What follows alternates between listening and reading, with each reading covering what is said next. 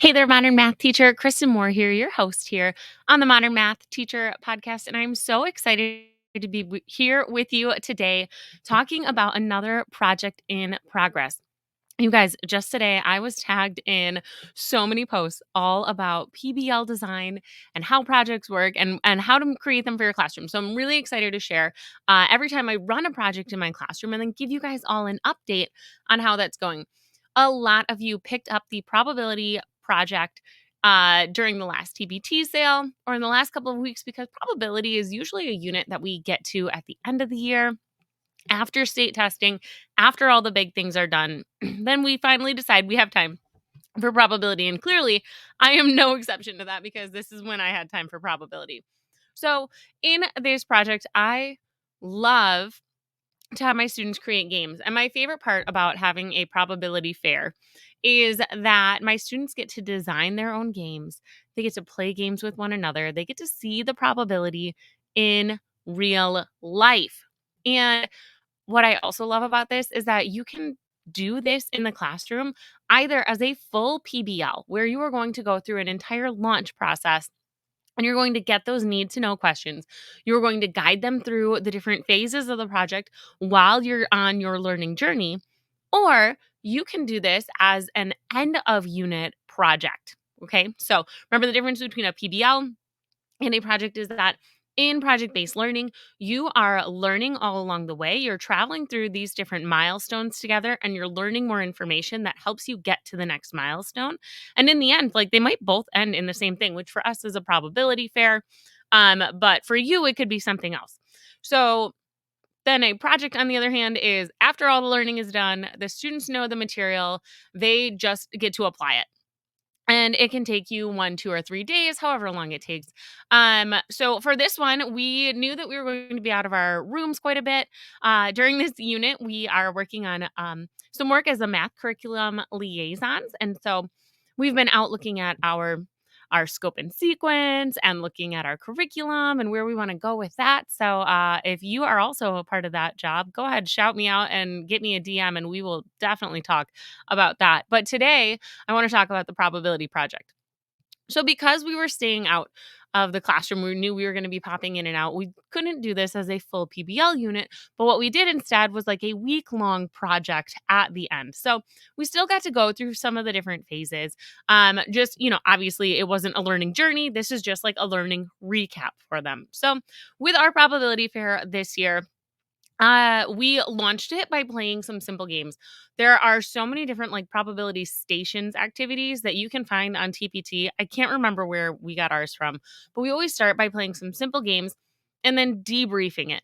I loved this because it was 6 different stations. My students got really good practice at creating a sample space and figuring out theoretically what should happen. And then they got to do a quick little demo and say, oh, well, experimentally, this is what happened. And they traveled from station to station for 6 stations. And one of the stations has them throwing a ball into a garbage can, which for us this year was a jack-o'-lantern Halloween bucket, which was super fun. And we talked about why maybe that one wasn't the best kind of game to create for their project. In the past, I've had all sorts of students want to play different types of Pong games. And I get it. They think that they're fun and it can be challenging to figure out what they can do and how many cups they can hit it into. But then we talked about how that really is more of a skill-based game and it doesn't lend itself well to calculating theoretical probability. So I love these stations because we get to do the stations and they get to come to that conclusion on their own that like, oh, you know what, Miss Moore, anything where we have to like throw or toss, like those are good, carnival games. That's what we see at carnivals, but they're really not going to be good for us to gather some experimental or some theoretical data for. And I'm like, yes, you're right. They're like, oh, it's more skill based than, we can't have like a set defined sample space. I'm like, exactly. So I didn't have to be the bad guy. We let the experience speak for itself, which is awesome. So we start by having those stations, having those discussions, and thinking what makes a good game? What makes it easier for us to calculate the theoretical probability? What is it that we want to know? And then what makes a game fun? And so after the game, we introduced the project to our students and they had a chance to go through the introduction, which just talks about, we want to make sure we are calculating our theoretical probability and comparing it to our experimental probability. And then eventually at the end, we're going to analyze it and we're going to come up with um, some inferences from that. And what I enjoy about that is the students really get to start thinking like, okay, well, we did spinners here, and how could I do that? And how could I make that more fun, but still easy to calculate? And so I saw today we played. I usually like to batch these ahead of time, but anytime I'm doing a project in progress, I have to do it when my project is in progress, right? That just makes sense. So real time, we did this today. I saw a lot of combinations of dice games, card games, spinner games. We had really fun times with we had a couple different sucker pulls and I liked the way that they varied it up, what they could do. We had like prize box ones where they had to reach in and there was a certain probability of getting a shape or a color. I saw what else? Dice, cards, spinners, all the good things, right? Oh, we had a duck game. We had three little ducky ponds. It was so fun today, you guys. But a lot of those were simulated based on the stations that they went to at the launch. So they brainstormed their game ideas. They figured out what was good and what they liked about each station, and then how they could turn that into a game. And depending on when we're doing this and what the goal of our project is, we will either have them just do some really simple theoretical probability, like figure out the sample space, heads or tails, and you're trying to get two heads out of three dice. So that's pretty, or not dice, coins, you guys. Coins have faces, heads and tails. Die have dots. Okay, there we go. It's clearly been a long day. I've been doing projects all day long. So, tangent on that. Geometry just finished up their projects today. Algebra 2 is finishing up their projects basically today. Tomorrow they're going to go through their analysis. But anyways, so we played the games today. Really great time. And again, like I was saying, you can do this in so many ways. We did basic probability for a lot of them. We've also done it with conditional probability, where to get from one level to the next, you have to have met a certain condition. And so you can introduce either simple probability or you can add in some conditional probability. We've even done it in years where we're adding in independent versus dependent events and figuring out what has to happen there. So that gets really cool. I love this project because you can take it as high ceiling or low floor as you need it to be, and your students are going to have fun and they're going to walk away with some learning afterwards. Everything in the analysis portion comes back to comparing the theoretical to the experimental. So whether it's simple, conditional, independent, dependent, like they can calculate those probabilities. They have something to compare to the experiment that happens when you have your fair day. Okay. All right. So then we get to today, and today we had carnival day or fair day.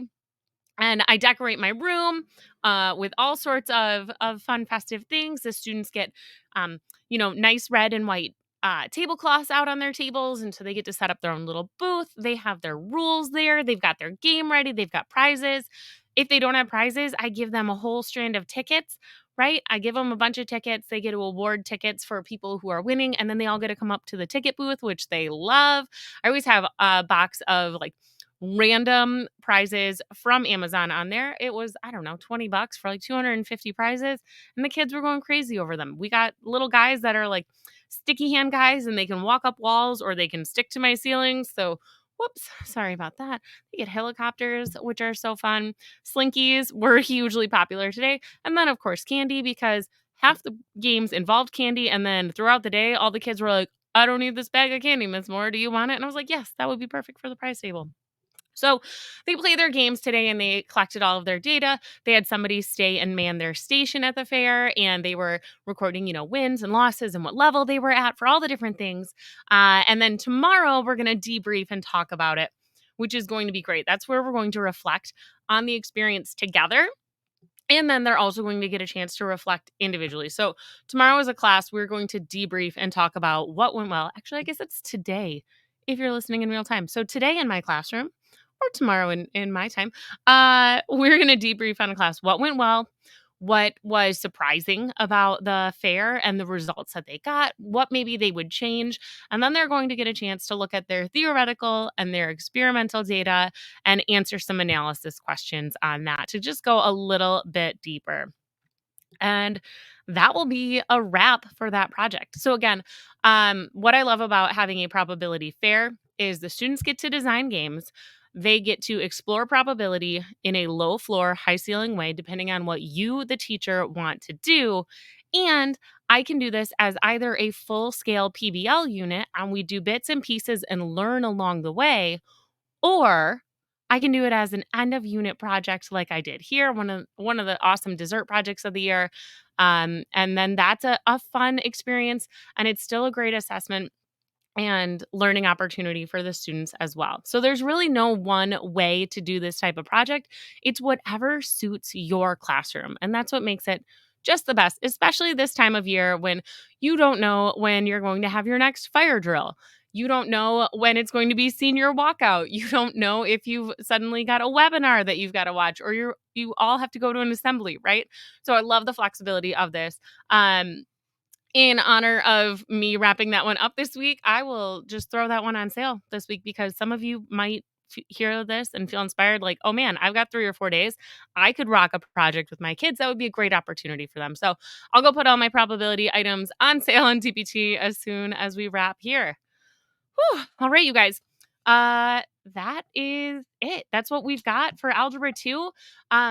They're basically done with their year. They've got a mini extension lesson that they can do for me this week, but we're in finals countdown and finals review. We have, at the time of this recording, if you are not watching me on YouTube, you can't see, but I'm looking. We have 9 days and 22 hours until I am on summer break. So if you have a longer time, hey, it's okay. Stick with it. Go get yourself the probability project. It's super simple to assess, really fun for you and the students.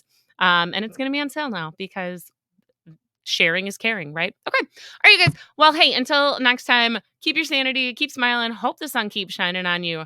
And as always, keep it real. Bye, guys.